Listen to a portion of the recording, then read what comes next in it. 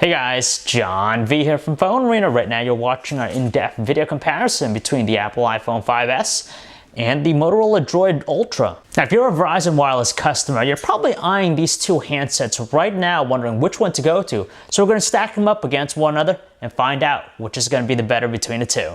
So interestingly enough, the designs of both handsets haven't changed too much with their predecessors. For the most part, they employ the same basic design characteristics as before, so not really one's deemed as more fresh looking than the other. There's still more of a premium element with the design of the iPhone 5S. That's because of its sturdier brushed aluminum casing, whereas with the DROID Ultra, it has a glossy finish and a little bit of a plasticky touch to it.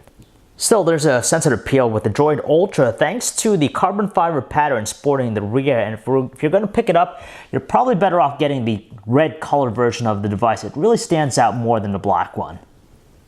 On paper, it's the DROID Ultra that's a skinnier device between the two, and you can tell here when we're looking at them from the side, but that's only from the bottom edge of the phone. If you flip it around to where the camera's housed, you could tell that it's almost similar between them. It's obviously easier to grasp the iPhone 5S with one hand just because it's smaller in footprint compared to the DROID Ultra, but the chamfered edges tend to be a little bit sharp, whereas with the DROID Ultra, there's a little bit of a curve around its side, so it just feels a little bit more comfortable.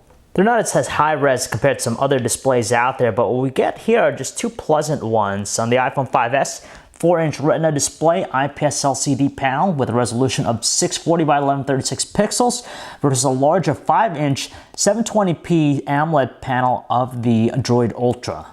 On paper, it's the iPhone 5S that actually has the higher pixel density count. It's actually 326 ppi versus 324 pixels per inch on the DROID Ultra, but from a normal viewing distance, you're not going to notice the difference. And even if we put them up close, to our eyes, again, we don't really notice one being better than the other. Considering that they rely on different display technologies, IPS LCD in the iPhone 5S and AMOLED on the DROID Ultra, they have their own strengths. For example, they both have some wide viewing angles, so they maintain their clarity. The iPhone 5S, though, produces the more accurate looking colors. At the same time, it offers better outdoor visibility, so we can see the stuff on screen even when the sun is present. Whereas with the DROID Ultra, kind of washes out when it's being used outdoors, but really stands out for those saturated and vibrant colors that it produces. Below the display of the iPhone 5S, we have a recessed home button which actually incorporates a biometric Touch ID fingerprint sensor, so it's used to actually unlock the device. Meanwhile, the DROID Ultra features the trio of usual capacitive Android buttons. Above their displays, we find their earpieces, their light and proximity sensors, and their front-facing cameras. It's actually a 1.2 megapixel front-facing camera on the iPhone 5S versus a slightly larger 2 megapixel one in the DROID Ultra. We're actually quite pleased with the physical buttons on both handsets, the volume controls and the dedicated power buttons, just because they're distinctive, raised, and very springy with their responses. And finally, around the back, we have the respective cameras. It's an 8 megapixel iSight camera in the iPhone 5S, and it features a backside illuminated sensor, an f2.2 aperture lens, 1.5 micron sized pixels, dual LED flash, and of course 1080p video recording. And on the DROID Ultra, it's a slightly larger 10 megapixel camera, and it's attached with that fancy term clear pixel from Motorola. It features an f2.4 aperture lens, 1.4 micron sized pixels, an LED flash, and of course as well 1080p video recording. For an Android smartphone, the DROID Ultra is a very simple phone. Unlike some of the other stuff out there, it doesn't try to inundate us with a ton of features, but instead it relies on a few to really enhance and also accentuate the overall experience. And it kind of rivals the iPhone 5S's simple user interface as well. And of course, with the iPhone 5S, it has the updated iOS 7 experience. And with that, it has a brand new visual presentation with some slick animations and also some new features as well. When it comes to the visual presentation, we're actually digging what the iPhone 5S has to offer with its updated iOS 7 experience. That's in part thanks to its layered design, which we see throughout the platform. And on top of that, they utilize a lot of translucency with the UI as well. And finally, they have all these new animations which really help to enhance the overall look of the platform. It's still pretty pleasant here with the Droid Ultra. It's running a mostly stock Android Jelly Bean experience, and of course Natural has a far greater depth of personalization and customization over the iPhone 5s's iOS 7 experience. That's just because you could of course beautify the home screens with different icons and also widgets. When it comes to the operation of both platforms, we gotta admit, very easy, simple, it's not complex. Now, they share many common functionalities, for example, accessing notifications and multitasking. With the latter, on the Droid Ultra, all you gotta do is just tap the button on the bottom right corner, and we could easily switch between all the open applications. And then the iPhone 5s, of course, just double tapping the home button will give us the windows to all the open apps, and from here, we could jump into any of them. It's wonderful that there's a centralized hub for all notifications with both devices, but we find it a little bit more useful with the Droid Ultra just because we gain a little bit more functionality that's accessible within the panel itself. For example, we could archive emails and even share screenshots via social networking. And on top of that, we have quick access to some of the connectivity, features, and brightness settings. Whereas with the iPhone 5s, we gotta actually go into its control center to get the same functions. So the biometric Touch ID fingerprint sensor on the iPhone 5s, we actually like how we're able to actually unlock the device very quickly by just placing our finger over it. However, with the Droid Ultra, it packs along quite a few very neat features that we find very useful too. So for example, we have active displays. So if you have the display down, or if you're taking it out of your pocket, it actually will display the time and even some notifications right away. So rather than turning on the phone, it's just going to show some pertinent information.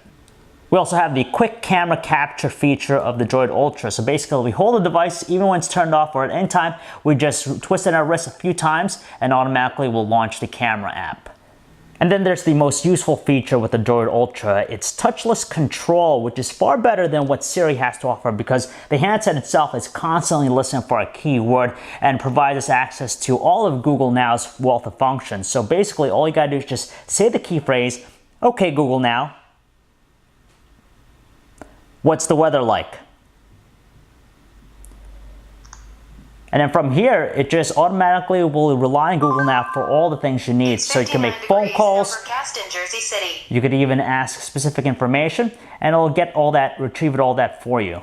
Overall, we love the software experience in both handsets. With the iPhone 5s, we're just grateful that it's finally updated with some visual lore with iOS 7 and some new functionality as well. But we still find that the Droid Ultra set of features to be more practical and useful, from touchless controls to active displays. It just shows that simplicity is still in tow with Android.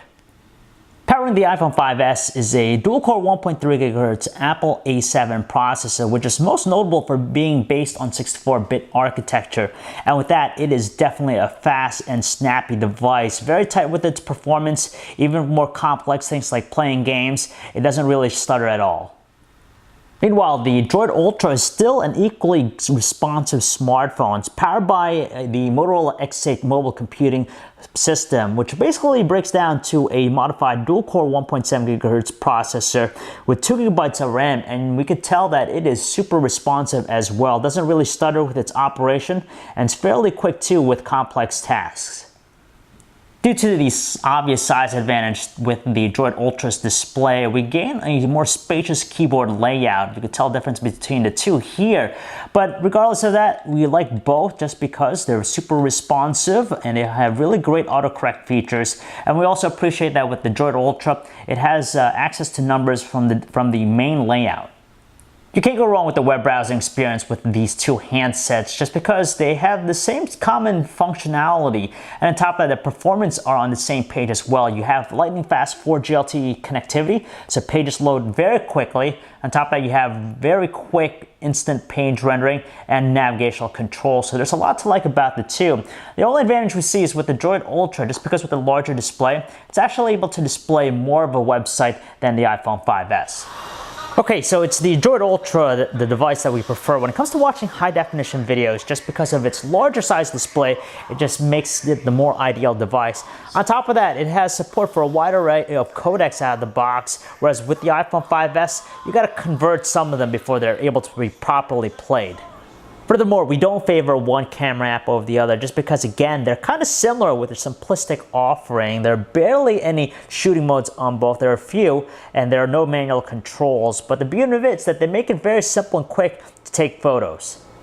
Between them, there's a clear victor when it comes to their camera performance. The 8-megapixel iSight camera of the iPhone 5S is just superior in pretty much every aspect versus the 10-megapixel clear pixel camera of the Motorola DROID Ultra. For starters, you just get more refined details and more natural looking colors with the iPhone 5S. The DROID Ultra tends to have a little bit of a washed out color tone, and when it comes to low lighting performance, it's again the iPhone 5S reigning supreme just because photos with the DROID Ultra tend to be softer with its details, and there's just a lot more noise that really softens the overall look of the images.